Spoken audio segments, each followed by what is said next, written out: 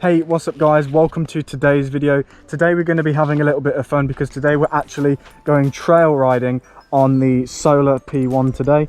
So this thing is built for off-roading. So today we're just going to have a little bit of fun. We found these trails here and we're just going to spend the day, like I said, on the P1. Just seeing how good it is at off-roading. Obviously it's got the front quad suspension here, so it's good at taking out any sort of bumps, and you've got the rear suspension here, which is also good for dampening any bumps and stones and such. So we're going to try different difficulty levels of trails. So we're going to try some greens and some blues. We're just going to see how well it fares up, and we're going to have some fun along the way. So enjoy the video.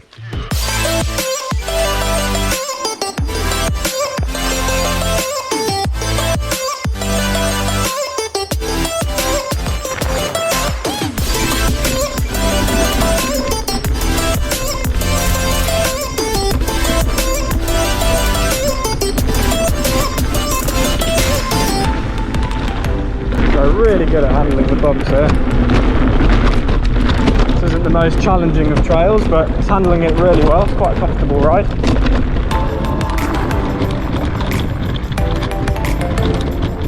bit of a ramp here. Hey.